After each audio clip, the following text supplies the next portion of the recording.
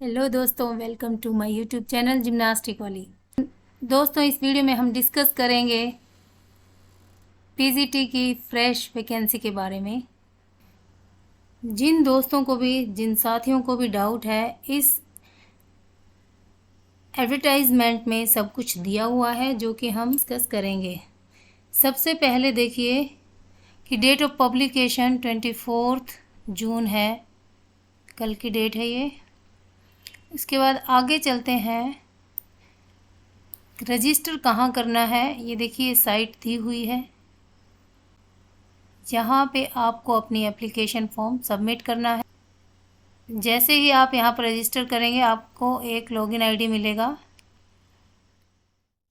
Application fill करने के बाद आपको पेमेंट करनी है और उसके बाद इस एप्लीकेशन का जो भी आपने फिल किया उसका प्रिंट आउट लेना है और फिर आपको अपने साइन करके ये अपलोड करना है।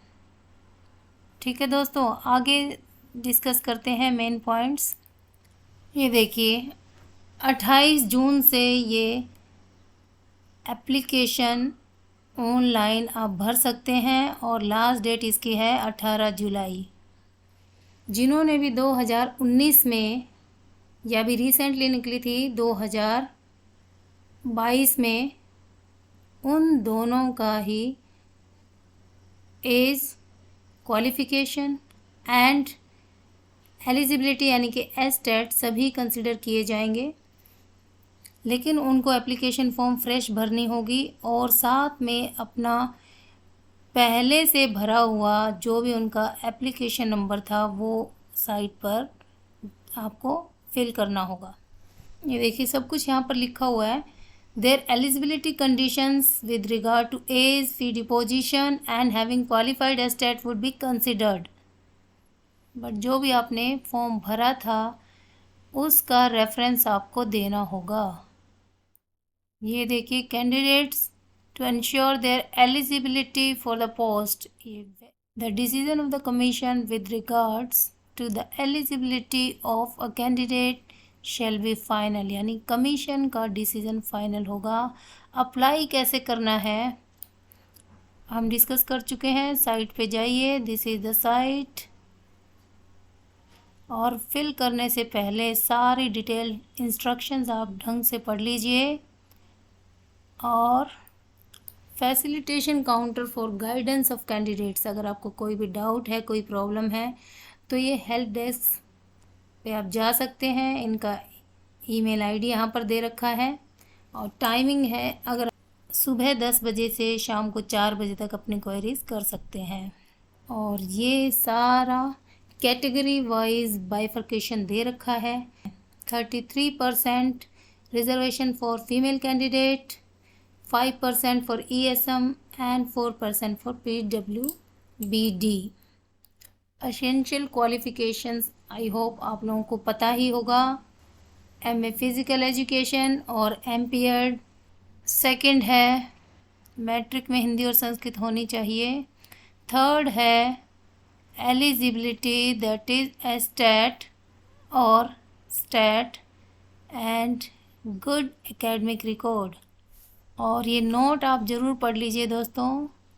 Without the qualification of BEd, जिसने एस्टेट और स्टेट कर रखा है, before the notification of Haryana state education cadre 2012 shall be considered eligible for the post of PGT in the case of direct recruitment। ये है मेन चीज़। स्कीम और pattern of exam, screening test होगा जिसमें कि 100 मार्क्स के MCQ होंगे, जिसमें से 80% जो है क्वेश्चंस आएंगे आपके सब्जेक्ट से रिलेटेड, जो कि लास्ट में अटैच भी किया हुआ है। और बाकी का जो 20% आएगा उसमें बहुत सारी चीज़ें हैं। सबसे पहले है educational psychology, pedagogy, general awareness, mental ability, comprehension, logical reasoning, analytical ability, decision making and problem solving, then basic numeracy, data interpretation, and the questions related to history, geography, polity, economy and culture of Haryana.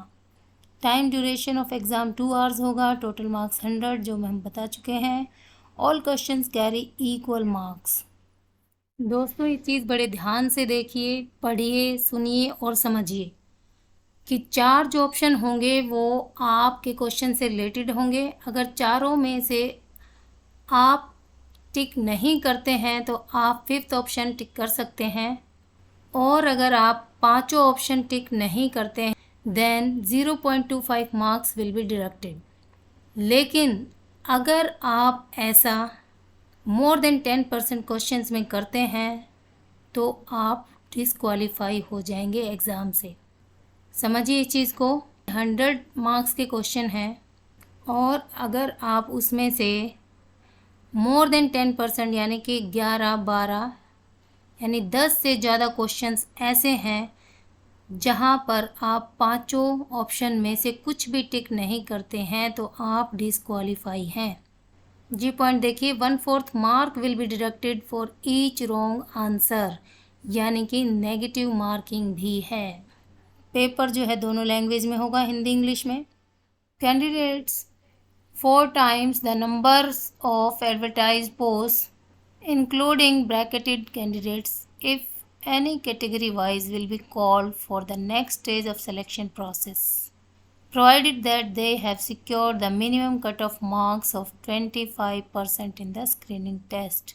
जिन्होंने भी 25% marks screening test में लेंगे उन सबको बुलाया जाएगा.